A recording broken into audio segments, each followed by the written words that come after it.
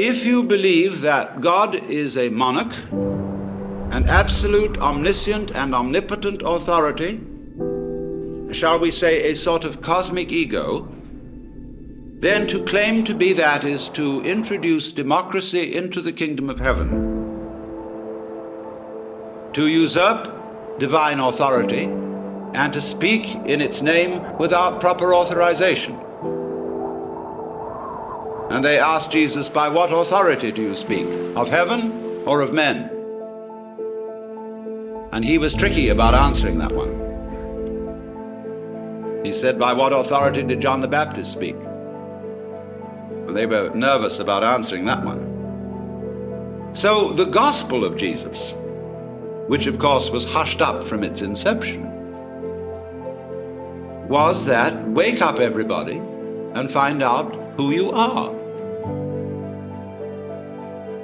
Asking that, again in the Gospel of St. John, they, pointing to his disciples, may be one, even as you, Father, and I are one. And when he was accused of blasphemy, the Jews took up stones to stone him, you know.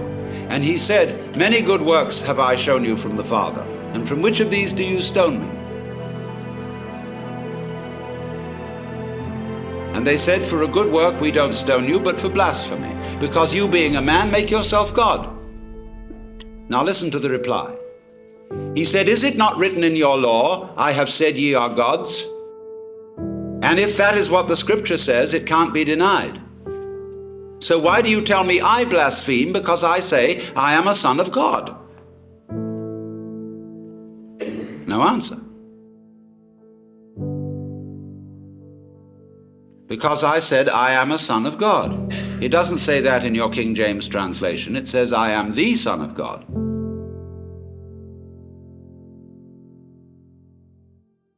And you'll see the italicized, and you will think that that is for emphasis if you don't realize that passages in italics in the King James Bible are interpolations by the translators. In Greek, leaving out the definite article is equivalent of having the indefinite article. Weos to theou is a son of God, not oios to theou. So son of, in Hebrew and in Arabic, means of the nature of. When we call someone a son of a bitch, we mean bitchy. And so if you call someone a son of God, you mean divine, of the nature of God. As the Nicene Creed subsequently defined it, he is of one substance with the Father. But what happened was that this being blasphemy for the Jews, it became blasphemy for the Christians, for anyone else than Jesus to say it. They said, okay, baby, it was so with you, but there it stops. No more of this business. And as a result of that, Jesus was made irrelevant by pedestalization, by being kicked upstairs. In spite of the fact that he said, greater works than these that I do shall you do. Oh no, upstairs with you, baby, because we just can't have that sort of thing going on in a monarchical universe. We're not going to have democracy in the kingdom of heaven.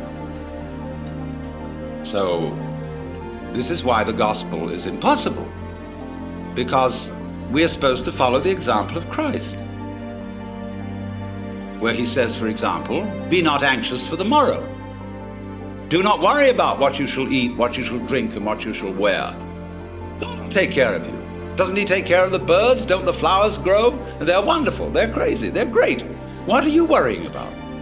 I've never heard a sermon preached on that. Never. Because it's totally subversive. The economy would crash. So they say, oh yes, that's all very well, but he was the boss's son.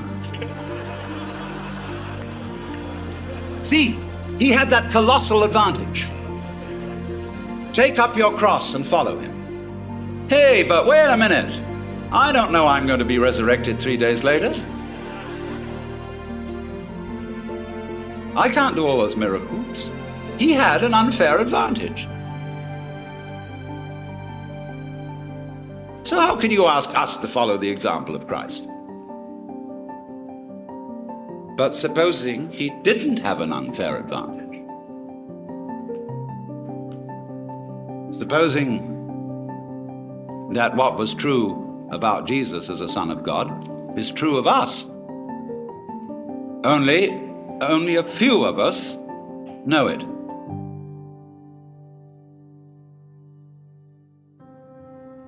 And we are pretty careful to be quiet about it, lest the same thing happen to us as happened to Jesus. And indeed it often does. Now, why talk about this? Is it interesting? Is it important for the human being to realize that in some sense of the word, whatever it means, he is God or one with God? Well, the importance of it is this: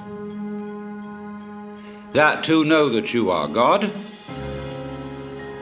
is another way of saying that you feel completely with this universe. You feel profoundly rooted in it and connected with it. You feel, in other words, that the whole energy which expresses itself in the galaxies is intimate. It is not something to which you are a stranger, but it is that with which you, whatever that is, are intimately bound up. That in your seeing, your hearing, your talking, your thinking, your moving, you express that which it is which moves the sun and other stars. And if you don't know that, if you don't feel that, well, naturally you feel alien, you feel a stranger in the world, and if you feel a stranger, you feel hostile. And therefore, you start to bulldoze things about, to beat it up, and to try and make the world submit to your will, and you become a real troublemaker. So I feel also one reason why you become hostile is that feeling that you were just brought into this place, that your father and mother went up to some monkey business that they probably shouldn't have done, or it was bad rubber goods, and as a result of this, here you are, and you didn't ask to be here. Well, you always feel you can turn around and blame them. You can blame somebody. You can blame the government. You can blame the rascals. You can blame the cheaters. Always supposing you yourself aren't a rascal, which is long odds. You always can blame someone and say, I didn't ask for it. Take it away.